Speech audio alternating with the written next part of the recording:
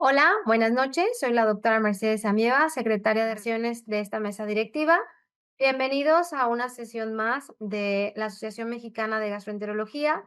Y como ustedes saben, este año hemos tratado de tener que sesiones de muy alta calidad y el día de hoy no podía ser la excepción.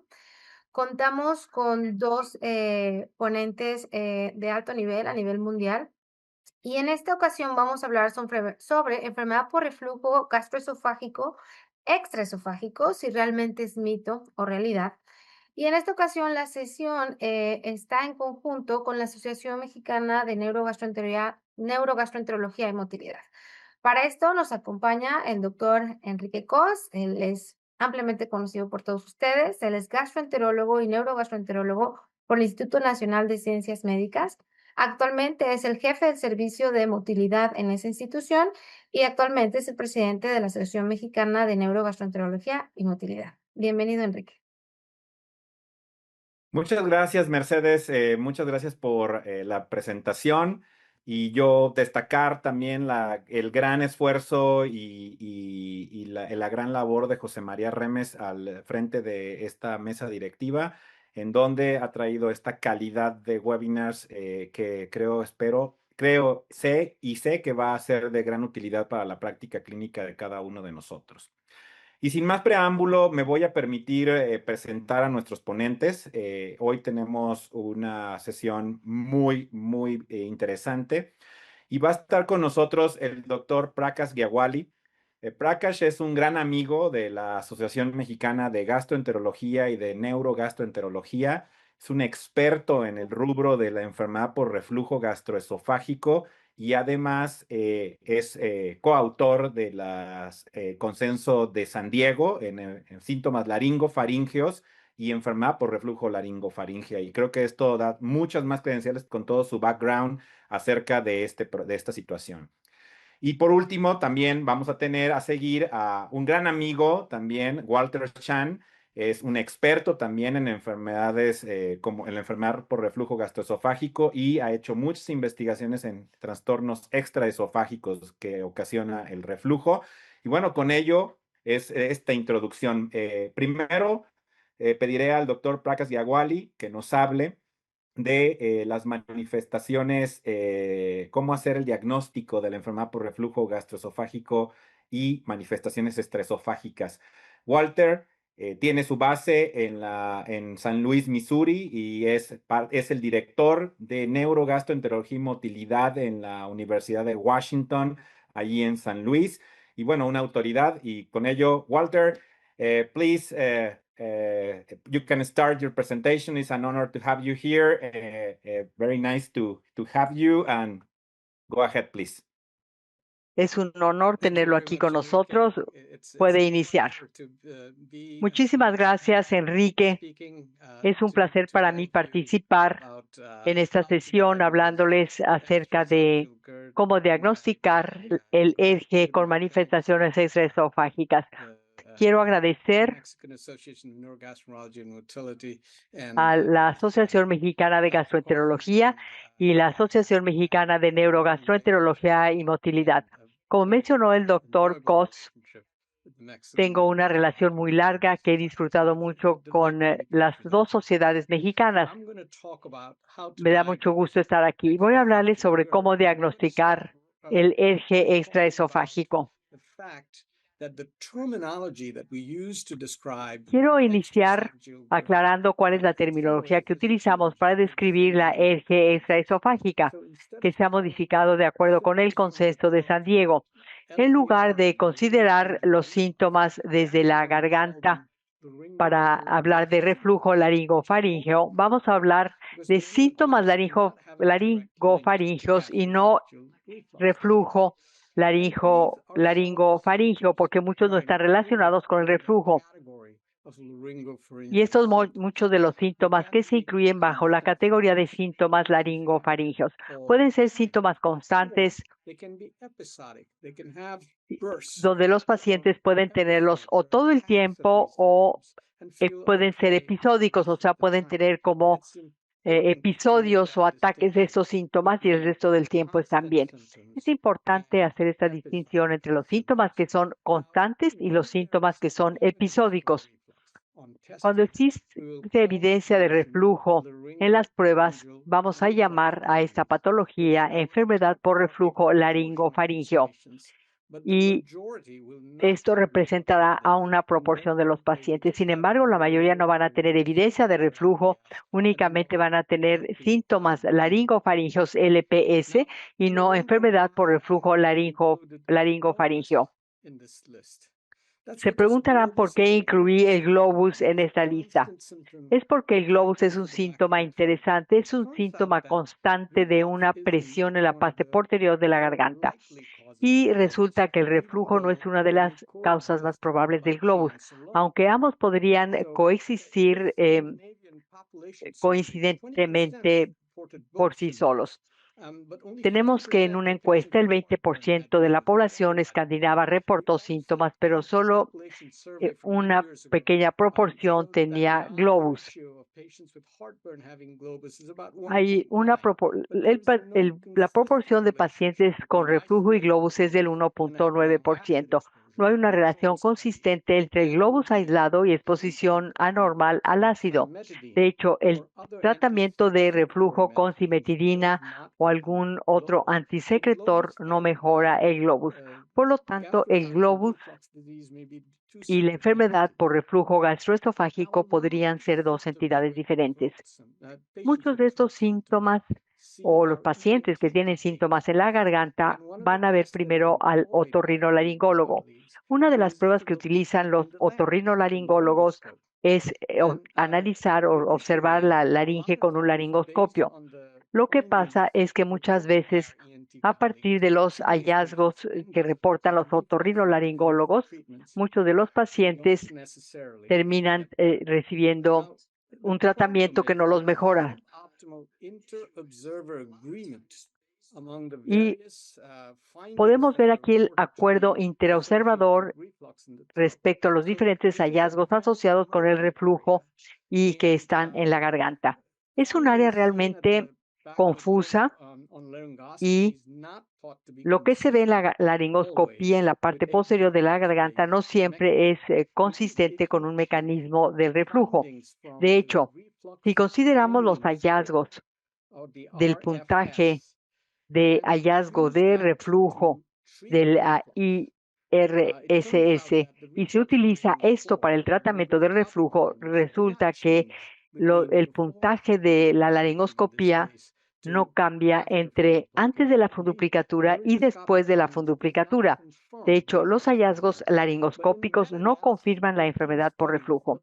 En un metaanálisis de 18 estudios con hallazgos laringoscópicos, hubo una pequeña señal de cáncer laríngeo en los pacientes que tenían síntomas en la garganta. Se indica la laringoscopía en los pacientes que tienen síntomas en la garganta, pero no para fines de tomar decisiones. Quizás hayan oído hablar del consenso de San Diego que acaba de publicarse. Este es un algoritmo para la evaluación y manejo de los pacientes con síntomas laringofaringeos. Desde el principio queríamos considerar las causas no gastrointestinales de los síntomas, particularmente si los síntomas están aislados en la garganta. Pero la laringoscopía no es diagnóstica de la enfermedad por reflujo laringofaringeo, sino que evalúa las causas de síntomas, pero no relacionadas con el reflujo. Los siguientes pasos de la valoración tienen que ver con si el paciente tiene síntomas típicos de reflujo concurrentes, además de los síntomas laringofaringeos o no. Esto es relevante. Los síntomas laringofaringeos aislados generalmente no responden bien a los tratamientos para el reflujo. Estos son datos de estudios controlados con placebo, aleatorizados. Del lado derecho tenemos el número necesario a tratar para obtener una respuesta en el caso de los síntomas en la garganta. El número es muy alto, a diferencia del número necesario a tratar para tener una respuesta en pacientes con pirosis, donde el número es de tan solo 2. La tos es una situación dicotómica. Si uno puede confirmar que hay un mecanismo mediado por el reflujo de la tos, el número necesario para tratar para suprimir el ácido es mucho más bajo que cuando la prueba de reflujo es negativa. Esto es algo que tenemos que recordar acerca de la tos. Si vemos los demás estudios con inhibidores de la bomba de protones IBP para los síntomas episódicos como la tos, el valor de los IBPs para mejorar los síntomas y orientarnos sobre si el reflujo es parte de la fisiopatología no es tan bueno. Hay pacientes en quienes vemos que cuando hay síntomas episódicos, puede haber y también síntomas constantes, el valor de esto es todavía menor. Se han diseñado algunos puntajes tratando de estratificar cuál es la probabilidad del reflujo. Uno de ellos es el puntaje que se llama Cough Reflux, que toma en cuenta el peso, el índice de masa corporal, el peso corporal, el globus, la hernia hiatal, la regurgitación y el sexo masculino. Se diseñó utilizando una cohorte muy grande, multicéntrica, donde se valoraron los criterios de ERGE concluyentes similares a los de Lyon. Con análisis estadístico se distinguieron estratificaron 3 grupos de pacientes, los que tenían ERGE poco probable, ERGE no conclusivo y ERGE probable. Vemos que esa estratificación funciona bien cuando hay probabilidad de ERGE. De hecho, en un estudio de valoración se utilizó este puntaje Cough Reflux o tos y reflujo. Se vio que la probabilidad de encontrar esofagitis de grado avanzado o esófago de Barrett fue mucho más alta en pacientes con un puntaje que indicaba que probablemente tenían ERGE. Estos fueron predictores independientes de la respuesta a los IBPs. Un puntaje alto de más de 5 nos da una razón de momios de respuesta a los IBPs de 15. ¿A qué se debe esto? Esto se debe a la estructura que tiene este puntaje Cough Reflux. Las categorías de ERGE poco probable son síntomas aislados, laringofaringeos como tos, mientras que los grupos con ERGE probable tienen factores de riesgos de la ERGE típica y, de hecho, los síntomas laringofaringeos y los síntomas esofágicos típicos están presentes. Entonces, cuando evaluamos a pacientes con síntomas de garganta, si tienen los síntomas típicos de ERGE esofágico, podría valer la pena utilizar una prueba de tratamiento empírico en estos pacientes, porque al menos los síntomas típicos van a mejorar. De hecho, es lo que recomienda el consenso de Lyon. En los síntomas típicos, se recomienda un tratamiento empírico con antisecretores y después hacer una valoración fisiológica esofágica si falla esta prueba de tratamiento. Mientras que si hay otros síntomas típicos esofágicos, se inicia con la valoración esofágica desde el principio. Siempre hay que considerar factores de confusión como síndromas conductuales, por ejemplo, terapia conductual para los eructos supragástricos, una valoración pulmonar y laringoscopía para síntomas de garganta o laringeos. Pero todo inicia con la endoscopía, como vemos aquí. Es importante pensar en la endoscopía como una prueba útil inicial, particularmente si hay síntomas típicos concurrentes. De acuerdo con el consenso de Lyon, estos hallazgos de endoscopía, esofagitis de los grados de Los Ángeles B, C y D, mucosa de Barrett comprobada con biopsia o estenosis esofágica péptica, estos nos indican que hay ERGE concluyente. Claro, no prueba que los síntomas de laringeos o esofágicos son de reflujo, pero al menos ya tiene uno algo para empezar a tratar a los pacientes sabiendo que hay ERGE concluyente en el esófago distal. ¿Quién se beneficia de endoscopia de tubo digestivo alto? Los pacientes con síntomas laringofaringeos aislados y los que tienen estos síntomas y además síntomas típicos de ERGE pueden tener hallazgos endoscópicos que pueden impactar el manejo, pero la probabilidad de encontrar esofagitis de grado avanzado es mucho mayor en los pacientes con síntomas laringeos que también tienen síntomas típicos. Esto es algo que tenemos que recordar. si tienen síntomas atípicos, tratamos de valorarlos como los que tienen síntomas típicos. Hay el monitoreo del pH inalámbrico y durante esa misma sesión de endoscopía, tenemos al paciente sin tratamiento en la suite de endoscopía, que es como se debe hacer, el rendimiento diagnóstico de la prueba de medición del pH de manera inalámbrica fue más elevada que el monitoreo del pH con impedancia. En este estudio en particular, es útil saber que una pequeña proporción de pacientes se les sometió a monitoreo con cápsula inalámbrica y con impedancia. La concordancia de hallazgos anormales relacionados con el reflujo no fue tan alta como uno lo pensaría. De hecho, se hizo un estudio hace alrededor de 10 años viendo el valor potencial del monitoreo del pH prolongado en pacientes con síntomas laringofaringeos. Se incluyó a 66 pacientes, se les hizo medición de pH con impedancia y con la cápsula inalámbrica, sin tratamiento con IVPs. Los hallazgos en pacientes con pruebas negativas para la cápsula Bravo o para catéter fueron similares, pero los que tuvieron impedancia negativa y Bravo positivo, en estos pacientes el monitoreo inalámbrico nos dio hallazgos muy diferentes de los estudios del pH con impedancia. Hubo más episodios de reflujo y mayor tiempo de exposición al ácido. Al continuar con el análisis y ver a pacientes con estos hallazgos discordantes, la discordancia entre el monitoreo del pH con impedancia y con la cápsula inalámbrica fue el más elevado en pacientes en que los síntomas laringofaringeo y los síntomas típicos estaban presentes.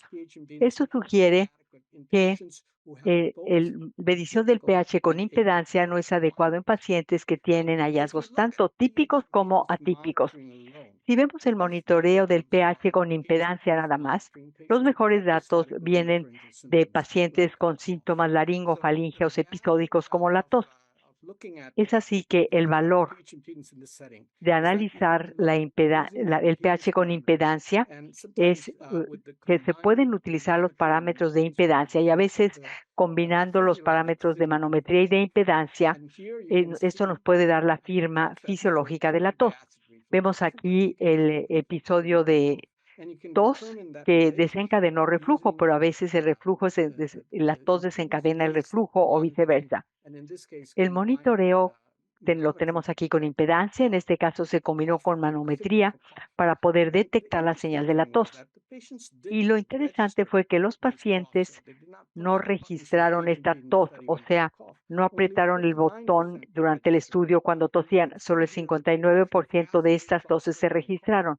La proporción del reflujo ácido que desencadena tos y la impedancia, el pH de acuerdo con la impedancia que desencadena tos, vemos que solo una quinta parte de los pacientes tuvieron una carga normal de ácido. Los que tuvieron la tos después de un episodio de reflujo detectado con impedancia tuvieron más ataques de tos, más síntomas típicos, más episodios de reflujo y mayor tiempo de exposición al ácido.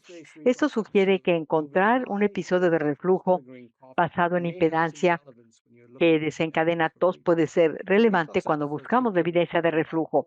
Los episodios de reflujo desencadenan tos en una cuarta parte de los pacientes. ¿Cuáles son las características de la impedancia que nos dan una etiología de reflujo? Este es otro estudio del mismo grupo con 49 pacientes con síntomas relacionados con la tos. Los investigadores encontraron que una extensión proximal más alta, mayor el tiempo sin reflujo y vemos la carga de reflujo con impedancia que fue más alta de 30 minutos. Todos estos fueron predictores de la relación entre reflujo y tos. Esto sugiere que en algunos pacientes puede existir una verdadera tos inducida por reflujo. Lo interesante es que esto no estuvo relacionado con el nadir del pH, el tiempo de eliminación del ácido o la baja del pH. Incluso en pacientes con tos inducida por el reflujo, podría haber un mecanismo de hipersensibilidad. Hay otro grupo de Europa, en Italia, que mostró que la impedancia basal baja en el esófago proximal fue un predictor de respuesta a los IBPs y en síntomas laringofaringeos.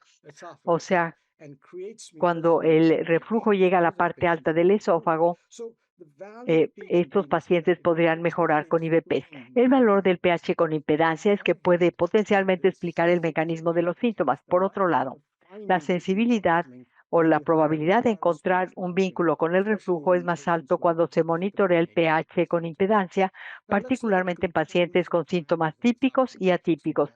Veamos la concordancia de los parámetros en el monitoreo del reflujo.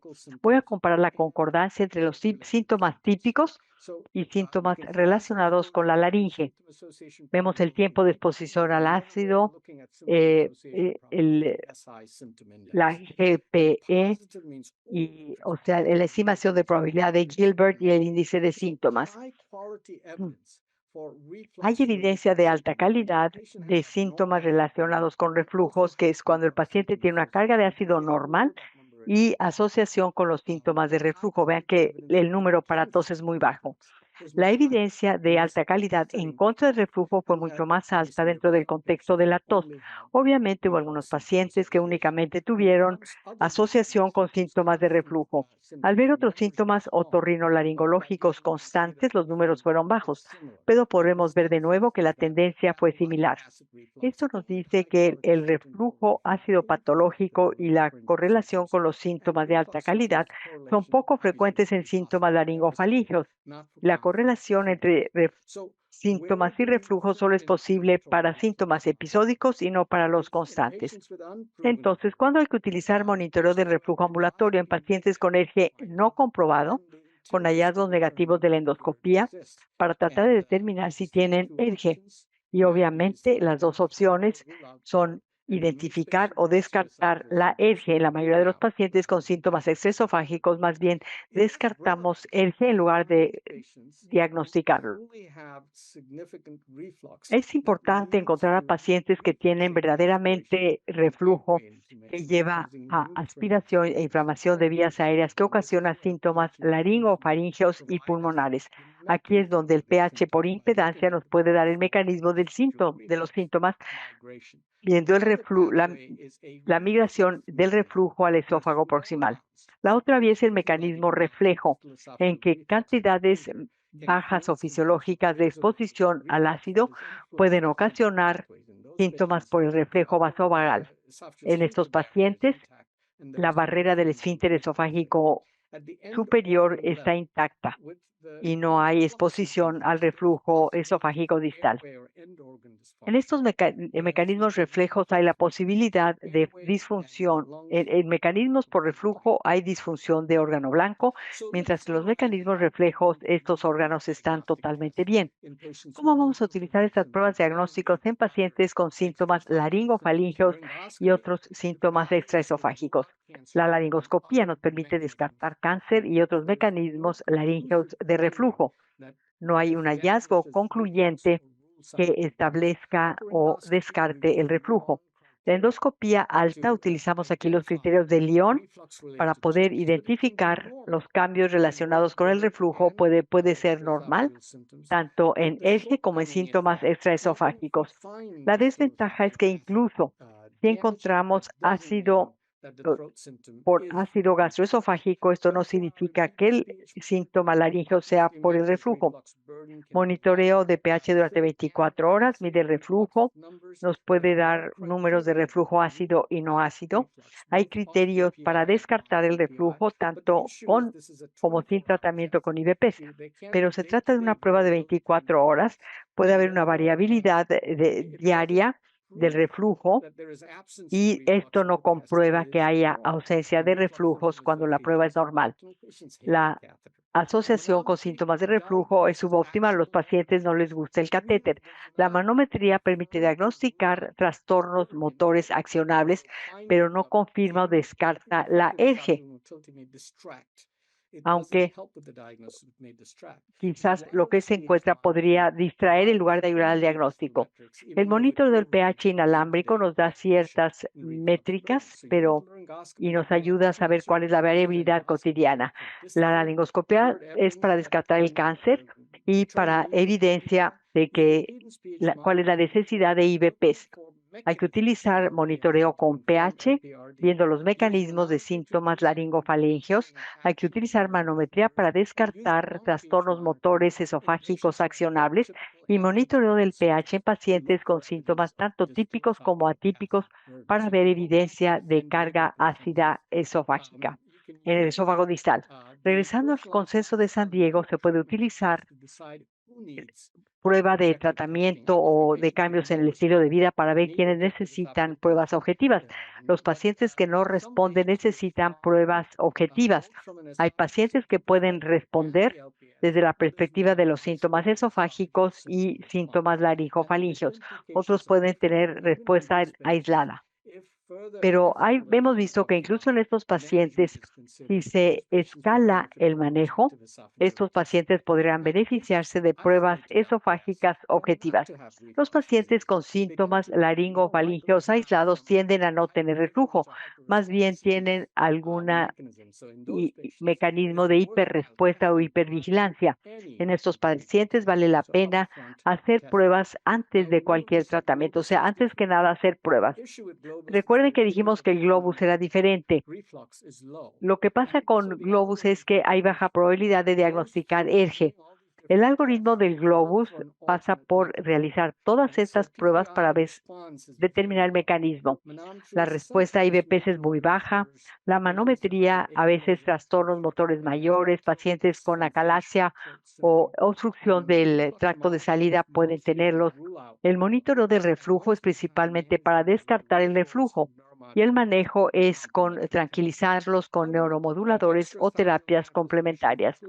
Otras manifestaciones extraesofágicas incluyen los síndromes de eructos, que se diagnostican con pH, cuando se mide pH por impedancia, que nos permite ver el aire cuando aumenta la impedancia, que se mueve de manera anterógrada hacia el esófago.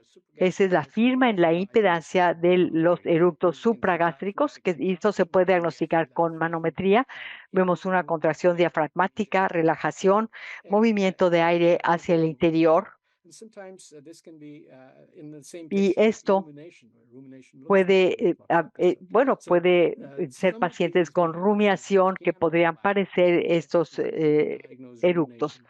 Muchos de estos síntomas se pueden traslapar con otros. Podemos ver aquí rumiación, que se puede ver en la medición de pH con impedancia. Vemos cómo el contenido gástrico llega a la garganta. Con estas pruebas se pueden diagnosticar trastornos conductuales. Pero recuerden que la hipersensibilidad e hipervigilancia viene con lo que generalmente consideramos como trastornos conductuales. Esto puede permear a través de todos estos fenotipos y podemos ver si hay hipersensibilidad o hipervigilancia de acuerdo con el puntaje EHAS. El puntaje EHAS es alto y los pacientes pueden tener síntomas laringofaringeos aislados o ERGE tradicional. Todos tuvieron puntaje más alto que los controles. En otro estudio, pacientes con síntomas laringofaringeos tuvieron valores similares cuando se concluyó que tenían enfermedad por reflujo laringofaringea. Hay un nuevo puntaje diseñado para la laringe, LCAT, herramienta cognitiva para la laringe, cognitivo-afectiva. Nos da información de hipersensibilidad e hipervigilancia relacionada con la garganta. Esto puede ser útil para determinar quién tiene hipersensibilidad. Y finalmente, al ver los fenotipos es muy útil. Este es un estudio muy inteligente que hicieron el Dr. Chan y colaboradores hace unos años. Es una muy buena manera de utilizar el análisis de componentes principales en 302 pacientes. Se encontraron 5 grupos de pacientes con síntomas laringofaringeos y tenían ambas enfermedades, tanto síntomas como ERGE. Los pacientes con enfermedad por reflujo laringofaringeo eran una minoría y aquí tenemos los pacientes con ERGE. Tenemos pacientes con fenotipos con síntomas más aislados sin ERGE o sin otros trastornos. Y vemos aquí las proporciones. se desglosan muy bien. Una tercera parte de ellos tienen síntomas laringofaringeos y típicos. 2/3 partes tienen síntomas laringofaringeos aislados. La tercera parte de los que tienen síntomas combinados tienen reflujo dominante. Los 2/3 partes con síntomas aislados tienen un mecanismo de hipervigilancia. Esto es lo que determina cómo abordamos a los pacientes. A todos se les hace laringoscopía. Los IVPs y los alginatos se usan en ocasiones. Endoscopía, hay hallazgos en una tercera parte en pacientes con hipervigilancia e hipersensibilidad. Medir el pH de manera inalámbrica es para descartar el reflujo en pacientes con síntomas aislados. Se puede diagnosticar reflujo, pero el pH con impedancia puede ayudar a explicar el mecanismo, no solo diagnosticar el reflujo. Nos permite encontrar a pacientes con refluido proximal de manera muy importante. La manometría realmente no nos explica los síntomas y hay cuestionarios que nos ayudan para cuantificar hipervigilancia y ansiedad. Aquí me voy a permitir terminar agradeciéndoles su atención. Me dará mucho gusto responder sus preguntas al final de la sesión. Thank you very much, Prakash. Excellent lecture. Muchas gracias, Prakash. Ha sido una excelente conferencia. Más adelante tendremos tiempo para las preguntas. Es un placer presentarles al Dr. Walter Chan, quien es un muy buen amigo, es experto en este campo. Él nos va a hablar acerca de el tratamiento de los trastornos o manifestaciones extraesofágicos. Adelante, si puedes compartir tu presentación. Gracias, Enrique, por esta presentación, por esta invitación. Me da mucho gusto estar aquí con ustedes. Voy a hablarles un poquito acerca del tratamiento de las manifestaciones o síntomas extraesofágicos de reflujo. Es continuación de lo que nos mencionó el orador anterior. Muchas veces nos preguntamos si realmente se trata de pacientes con reflujo, los que tienen síntomas laringeos. En Estados Unidos, el 20% de los adultos tienen síntomas laringeos. Y sabemos que muchos de estos pacientes pensamos que no tienen reflujo. Al 80% se les da diagnóstico de reflujo laringofaringeo. Sabemos que hay diferentes etiologías que nos ayudan para el manejo de los síntomas. Nos preguntamos si el tratamiento puede basarse simplemente en los síntomas. Nos hemos dado cuenta de que los pacientes con síntomas laringofaringeos, pues estos no son muy específicos y no son predictores del reflujo. Pero hay otras métricas de síntomas que se han desarrollado para la ERGE o medidas de desenlaces reportados por las pacientes, particularmente en quienes tienen tos, no son específicos tampoco para diagnosticar reflujo laringofaringeo. No podemos utilizar estos puntajes por sí solos para orientar el tratamiento para determinar si es reflujo. ¿Cómo abordamos y manejamos a estos pacientes? Si pensamos en pacientes con los síntomas típicos de reflujo, iniciamos, si el paciente tiene síntomas sugestivos de reflujo, les damos modificaciones de la dieta, del estilo de vida, probamos con un supresor de ácidos, hacemos endoscopía alta, pruebas objetivas de reflujo y escalamos el tratamiento si continúan con los síntomas. ¿Podemos seguir el mismo paradigma para el reflujo extraesofágico? Prakash nos acaba de decir que en muchos de estos pacientes queremos pruebas objetivas para confirmar el reflujo y poder tratarlos. Se han hecho estudios tratándolos con supresores de ácidos, por ejemplo, probar con un IVP. Hemos escuchado que la respuesta de los síntomas laringofaringeos en general, la respuesta es subóptima.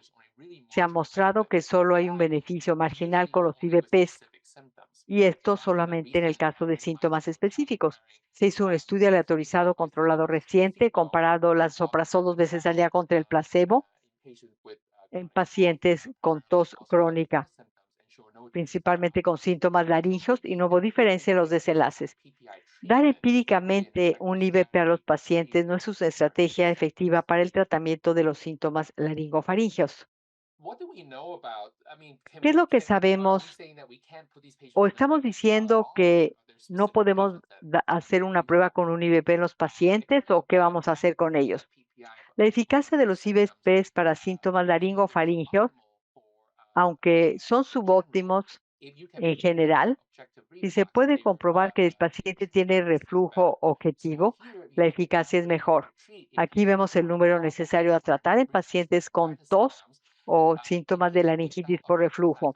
En pacientes sin signos objetivos de reflujo, el número necesario a tratar es muy alto. En pacientes con reflujo probado objetivamente, el número necesario a tratar se aproximó el del reflujo típico, por ejemplo, de 25 más bajó a 4. Los pacientes con síntomas laringofaringeos con síntomas esofágicos concurrentes pueden tener un fenotipo diferente. Quizás tengan mayor probabilidad de reflujo. Es un fenotipo de pacientes con síntomas laringofaringeos que podrían tener mayor probabilidad de beneficiarse de una prueba con un IVP. Quizás en pacientes con síntomas laringofaringeos y síntomas esofágicos y un estudio con una prueba con IVPs que no funcionó, quizás eso sería adecuado porque tienen mayor probabilidad de tener reflujo verdadero, junto con síntomas, con cambios en la dieta y en el estilo de vida. ¿Qué pasa con la prueba de tratamiento con un IVP? Hay respuesta subóptima en pacientes con síntomas laringofaringeos aislados que no se han investigado. Pero en el caso de los pacientes o esos mismos pacientes con signos objetivos de reflujo, el número necesario a tratar disminuye considerablemente y hay un beneficio si se prueba que tienen reflujo. Quizás el grupo de pacientes con síntomas laringofaringeos aislados son los que se beneficiarían de hacerles pruebas primero en lugar de darles un IVP. Si hay signos objetivos de reflujo, ya se les puede dar el tratamiento correspondiente o modificaciones del estilo de vida, o ambos. Regresemos al algoritmo del consenso de San Diego que mostró Prakash. Aquí tenemos el punto de divergencia es cuando hay síntomas esofágicos concomitantes con los síntomas laringofaringeos o no. Hay modificaciones personalizadas en el estilo de vida y prueba con el tratamiento con supresores de ácido. Eso se reservan para pacientes con síntomas laringofaringeos aislados, o si hay prueba de que tiene reflujo, ahí se da el tratamiento usual para el reflujo con IVPs. ¿Cuáles son algunas de las modificaciones en el estilo de vida? Son similares a las de los pacientes con reflujo típico. Reducimos la presión intragástrica con baja de peso, pidiendo que no utilicen ropa muy apretada. Minimizamos el reflujo postprandial, pidiéndoles que se mantengan erguidos después de comer, que no se acuesten 2 o 3 horas después de haber comido con respiración diafragmática. Modificar la posición durante el sueño, los que tienen reflujo nocturno, que usen la posición lateral izquierda y eleven la cabecera de la cama. Y que eviten los alimentos que ocasionan el reflujo, por ejemplo, que eviten la cafeína y algunos de los alimentos que se sabe desencadenan el reflujo. Hay otra modalidad que puede ser útil en estos pacientes, es el tratamiento con alginato. El alginato es un polímero polisacárido natural que forma una especie de gel cuando está en contacto con el ácido gástrico. Cuando los pacientes toman el alginato, se forma una especie de capa de gel que está arriba de la bolsa de ácido y actúa como barrera. Se han hecho estudios en pacientes con síntomas laringofaringeos en que agregan alginato a la prueba con el IVP y los pacientes toman alginato 4 veces al día después de los alimentos, además del IVP. Y se observó un beneficio mayor para quienes tenían síntomas laringofaringeos en comparación con monoterapia con IVPs. Intentamos tratar el reflujo con tratamiento médico y podríamos considerar agregar tratamiento con alginato en lugar de dar IVPs únicamente. ¿Qué podemos decir de la cirugía? Hubo otras intervenciones, por ejemplo, tenemos ahora tratamiento endoscópico para el reflujo. ¿Sirven estos tratamientos? Para un bajo porcentaje de pacientes, escalar la terapia antirreflujo a algún procedimiento como cirugía puede ayudarles a mejorar los síntomas laringofaringeos en pacientes cuidadosamente seleccionados con evidencia de reflujo anormal o reflujo en pruebas objetivas. Se ha estudiado pacientes con síntomas refractarios a los IVP sometidos a cirugía antirreflujo solamente a partir de síntomas sin pruebas objetivas. En ellos no hubo mejoría en los síntomas o en los hallazgos laringoscópicos después de esta cirugía. En otro estudio, se hizo cirugía antirreflujo o bien terapia endoscópica antirreflujo en pacientes después de tener datos objetivos de reflujo. Aquí hubo mejoría significativa en los síntomas y en la calidad de vida después del procedimiento, porque se había mostrado o se tenía evidencia clara de reflujo. La lección es que si pensamos en escalar el tratamiento, ya sea cirugía o alguna intervención endoscópica, esto debería estar dirigido por la evidencia objetiva de reflujo y hay que seleccionar cuidadosamente a los pacientes. En términos de tratar el reflujo con terapia antirreflujo, hay una población que hay que destacar. Regresemos a los dos mecanismos de las manifestaciones extraesofágicas que Prakash mencionó. Hay un grupo de pacientes, los que tienen síntomas de los mecanismos de reflujo que vemos del lado izquierdo, con mayor daño a vías aéreas, los pacientes con síntomas pulmonares o daño a órganos blancos, como los pulmones. Son los pacientes con neumopatía crónica o que requieren un trasplante de pulmón, porque el reflujo, de hecho, puede dañar incluso el pulmón trasplantado. En este grupo de pacientes, el tratar el reflujo es más importante para disminuir este daño a órganos blancos. Hay un estudio al respecto y quiero destacar a los pacientes que podrían tener manifestaciones pulmonares del reflujo. Son casos en los que no se trata únicamente de los síntomas, se puede mejorar la calidad de vida y la esperanza de vida de los pacientes, mejorando la neumopatía si se trata el reflujo. Se hizo un estudio en pacientes con neumopatía crónica y post-trasplante de pulmón. Y si se pueden dar tratamiento antirreflujo de manera oportuna en los que tienen evidencia de reflujo, esto mejora los desenlaces del trasplante y de la neumopatía. Este es el estudio que hicimos en pacientes post-trasplantados de pulmón, pacientes que tuvieron rechazo agudo del trasplante, los que tenían reflujo significativo o negativos al reflujo. Los que tuvieron reflujo y que no recibieron tratamiento antirreflujo tenían mayor probabilidad de desarrollar rechazo agudo del injerto de pulmón.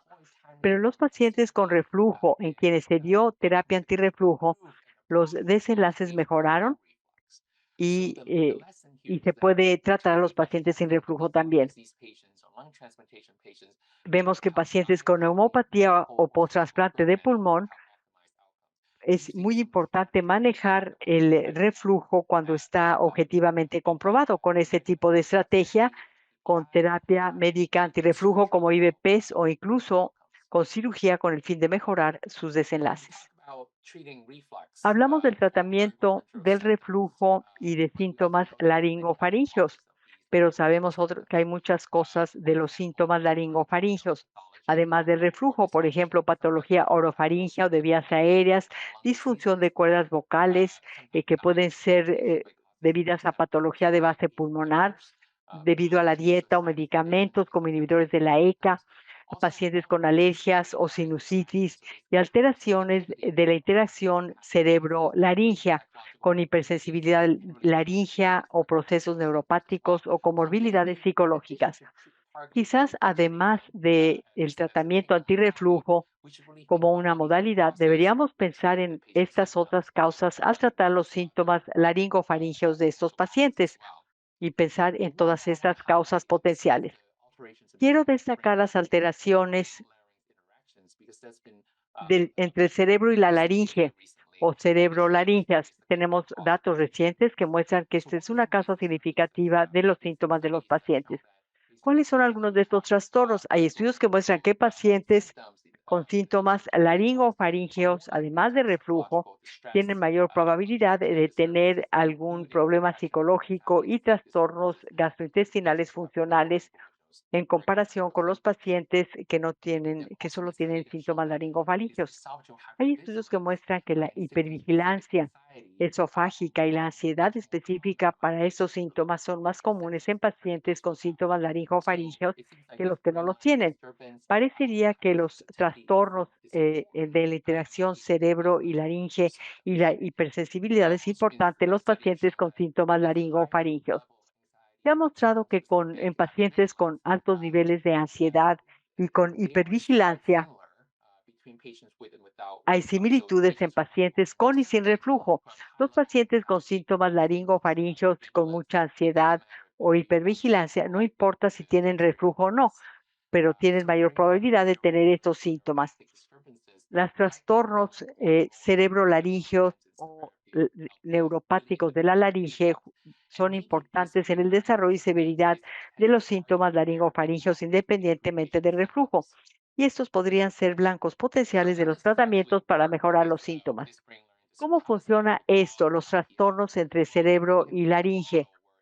Bueno, pensemos en un modelo y es como un círculo vicioso. Podemos tener un irritante local que puede ser erge o algo que irrite la garganta o la laringe.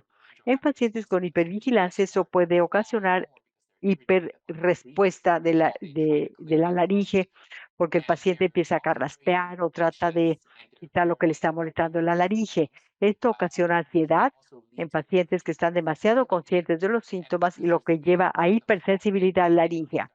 Están demasiado conscientes de los síntomas y esto aumenta ocasiona hiperrespuesta a esa molestia que tienen.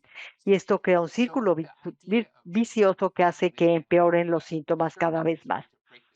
Es importante romper este ciclo para poder tratar estos trastornos. ¿En qué pacientes podemos pensar que esto es necesario? En pacientes con síntomas laringofaringeos aislados, sin síntomas de reflujo, o los que recibieron tratamiento con supresores de ácidos, pero tienen mejoría solo parcial, o quienes no mejora la laringe, o pacientes que se sometieron a pruebas objetivas que fueron negativas.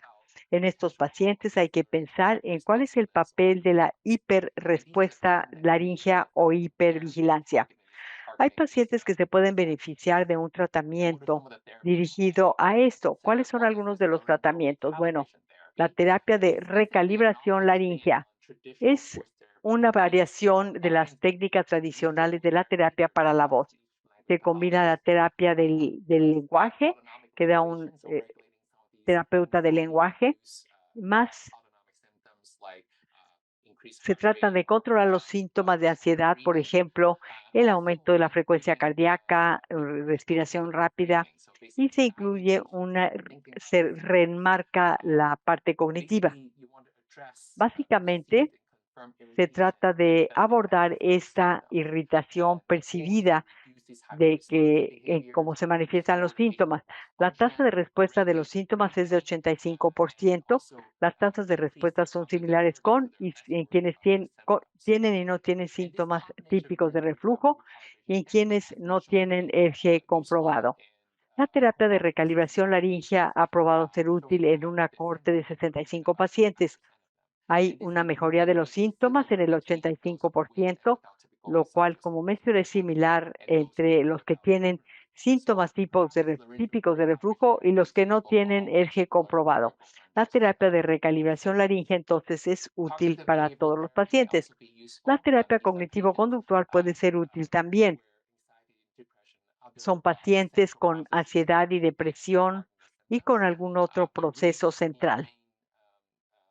Estos pacientes tienen procesos a los que hay que dirigirnos. Por ejemplo, son pacientes que están concentrados en los síntomas, piensan que algo está mal con ellos, pueden tener mucha frustración en las emociones.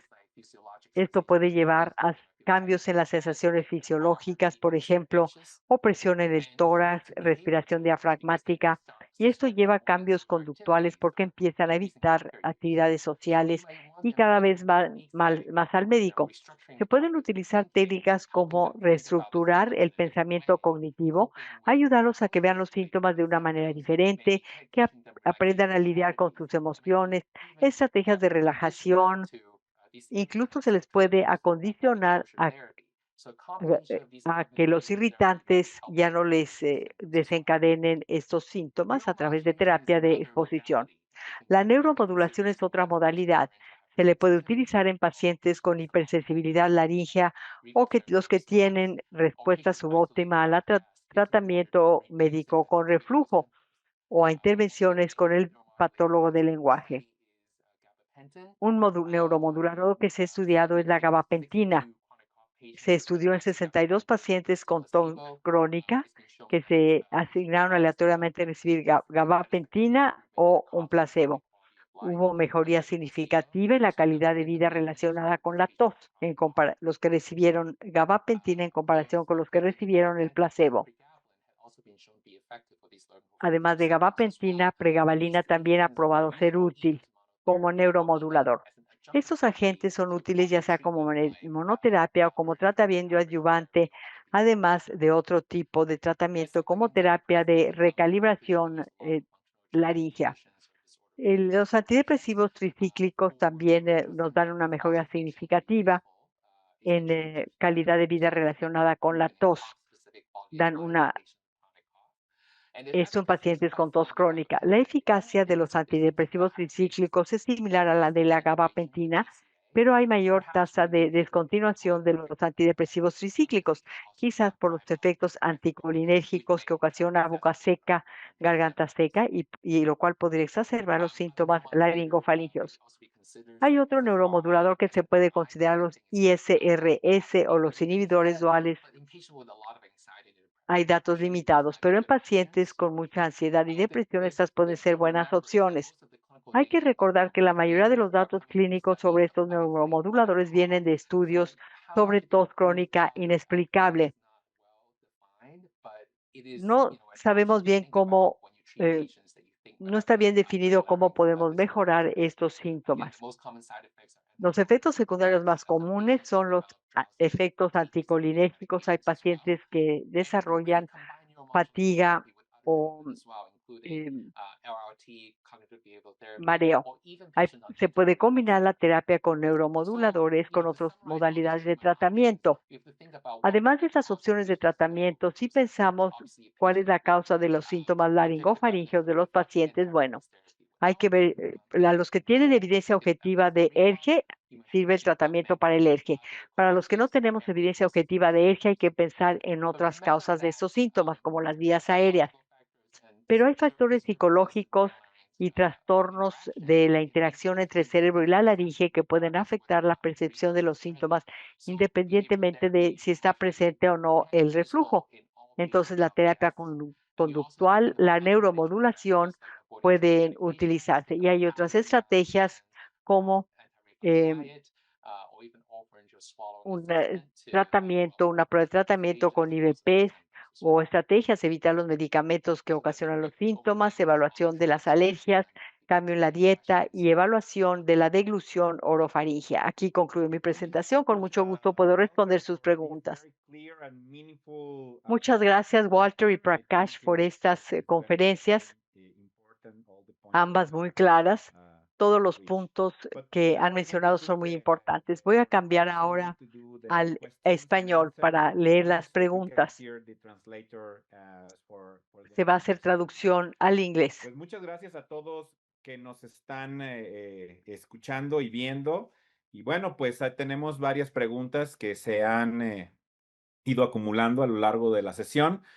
Bueno, nos están viendo de México, pero también de otras partes de Centro y Sudamérica. Agradecemos a la doctora Cecilia Iriarte de La Paz, Bolivia, que nos haya hecho esta siguiente pregunta y probablemente dirigida de manera directa a Prakash en el sentido de cuál es el significado del reflujo no ácido para la generación de síntomas extraesofágicos, Prakash.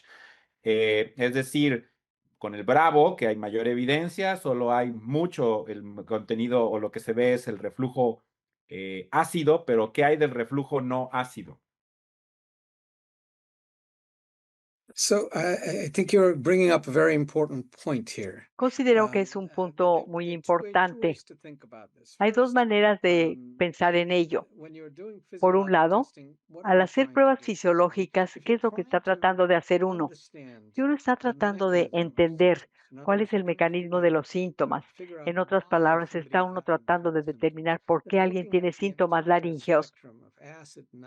Hay que ver todo el espectro de reflujo ácido, no ácido, y hasta qué altura llega el reflujo, el refluido, qué es lo que desencadena los síntomas laringeos, etcétera. Esto es lo relevante, es la razón por la cual el pH por impedancia puede ser relevante.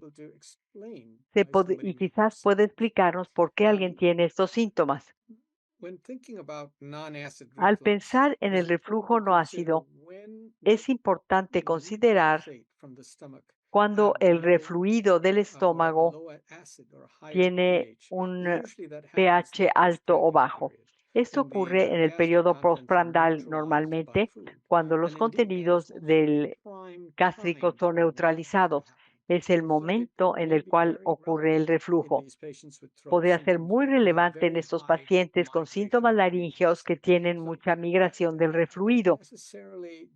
No necesariamente veo el reflujo no ácido únicamente, sino que veo el volumen total del reflujo, el número total de refluidos que llegan a una parte alta del cuello para tratar de explicar los síntomas laringofaringeos. Sin embargo, hay otro mecanismo a través del cual se puede hacer esto y es ver la impedancia basal en el esófago proximal. Hay datos que van a salir, incluidos los datos de Italia y también del grupo del Dr. Chan, mostrando que una impedancia basal baja, que es consecuencia de todo tipo de refluidos en la parte alta del cuello, son como un predictor de que el tratamiento con IVPs puede ser útil además del alginato. La medición inalámbrica del pH se utiliza para tratar de cuantificar la cantidad de ácido en el esófago distal. Queremos hacer esto porque generalmente podemos determinar cuándo se escala el tratamiento. La escalación de la terapia proviene de documentar el refluido anormal en el esófago distal. Esto es más común en pacientes con síntomas laringeos y esofágicos. Son los pacientes con mayor probabilidad de tener un mecanismo de reflujo. Si pensamos en un manejo con escalamiento, más allá de supresión de ácido, pasando a cirugía de funduplicatura, ahí es cuando medir el pH de manera inalámbrica tiene mayor valor. Pero el refluido ácido y no ácido documentado con el monitoreo del pH nos puede ayudar a explicar los síntomas o los mecanismos de los síntomas mejor que la cápsula inalámbrica. Permítanme agregar algo. En alguna población esto puede ser más relevante. Hablamos de los pacientes con daño a órganos blancos, por ejemplo, los que tienen neuropatía o post-trasplante pulmonar. Aquí estamos pensando en un volumen de reflujo que dañe estos órganos y quizás ello sea más relevante en esta población. Hay un estudio al respecto. Hay que ver cuál es el volumen total de refluido que ocasiona más daño a órganos blancos. Es una población en la que tenemos que pensar en el reflujo no ácido. Buena respuesta. Y ahora, Walter, ¿cuál es el significado o el papel del parche de mucosa gástrica ectópica, el Gastric Inlet Patch, para la generación de síntomas? Y si hay un tratamiento, eso lo pregunta Jorge Aquino Matus.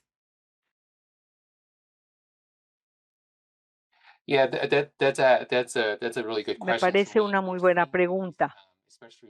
Estamos viendo esto particularmente, buscamos cuidadosamente esto. Hay estudios que han mostrado que la presencia de esta mucosa gástrica ectópica se asocia con más síntomas laringofaringeos.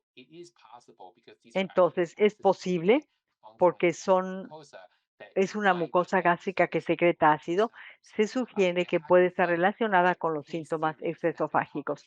Hay algunas casuísticas publicadas que muestran que si se hace ablación por radiofrecuencia de esta mucosa ectópica, se podría disminuir los síntomas laringofaringeos de los pacientes. Podría ser algo a considerar, pero hay que decir que los estudios no son controlados y el desenlace es mejoría de los síntomas. No sabemos si es efecto del placebo o de efecto de la ablación. Hay estudios controlados en curso que esperemos nos den más datos. Pero en pacientes con síntomas refractarios podemos ver claramente esta mucosa ectópica. Se le puede considerar, pero la evidencia es de Gracias, muy baja Walter. calidad. Nos pregunta la doctora María Eugenia Casa. Creo que, bueno, esta ustedes pueden decidir quién de los dos quiere responderla. Y es, ¿qué hay acerca del roncar? Ya nos hablaron de algunos problemas pulmonares que pueden ocasionar problemas laringofaringeos, pero ¿qué hay del roncar, de la apnea obstructiva del sueño?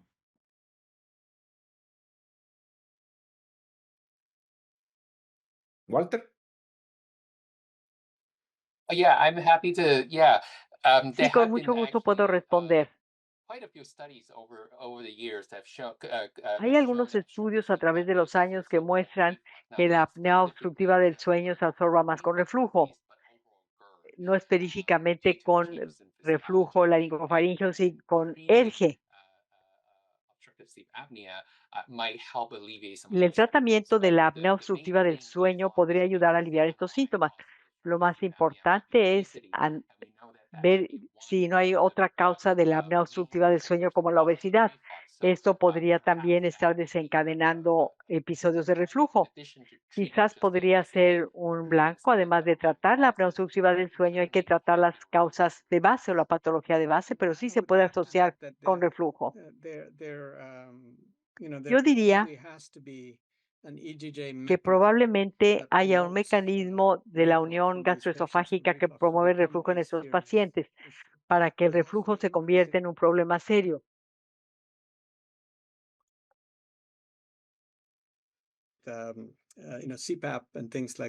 También se ha visto que el CPAP y este tipo de cosas no necesariamente hacen que el paciente se sienta mejor. Es una situación compleja y se hace manejo sintomático, pero hay algo que ayuda en todos estos casos y es bajar de peso.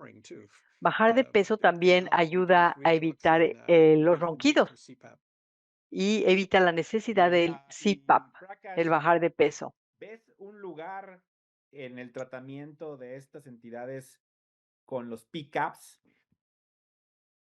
Eso lo pregunta el doctor Carlos Asensio de Guatemala.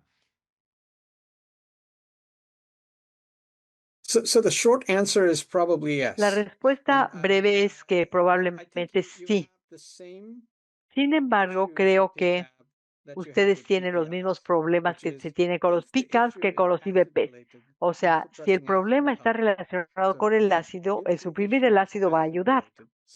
Pero si, lo repito, si el problema es por ácido, va a servir suprimir el ácido.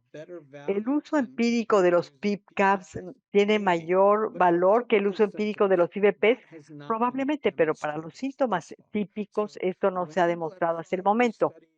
Cuando las personas han tratado de estudiar el estudio de PCAPs para pirosis y regurgitación,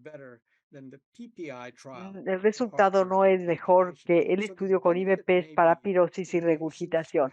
Quizás el beneficio se dé en los pacientes con menos grados de reflujo, que desencadenan más de la hipervigilancia y hipersensibilidad esofágica. Pero neutralizar una baja carga ácida o incluso una carga ácida fisiológica, pues está bien, pero es necesario hacer los estudios. Hay datos anecdóticos muy limitados sobre el uso de PCAPs para síntomas extraesofágicos laringofaringeos y no todos ellos son positivos, los que se han publicado.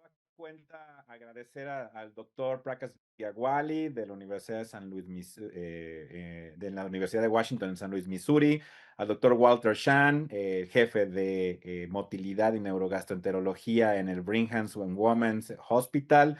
Ha sido una maravilla de sesión tenerlos a los dos y bueno, agradecerles su presencia y su tiempo para estar con nosotros. Y voy a dar paso a la doctora Mercedes Amieva para que despida esta sesión. Muchas gracias, Enrique. Muchas gracias a nuestros ponentes. Igual queremos decirles que ellos nos van a acompañar en Semana Nacional de Gastroenterología en Veracruz. Vamos a tener diferentes ponencias y están todos invitados. Y ahora, si me pasan la siguiente cortinilla, los quiero invitar a nuestra próxima sesión el próximo mes, en la cual vamos a estar hablando sobre el tratamiento personalizado de la fibrosis hepática. En esta ocasión nos va a acompañar el doctor José Antonio Velarde Ruiz Velasco, que es hepatólogo, igual que la doctora Eira Cerda, y tenemos como invitado especial al doctor Jordi Gracias Sancho, que es especialista en el tema. Los esperamos todos y buenas noches.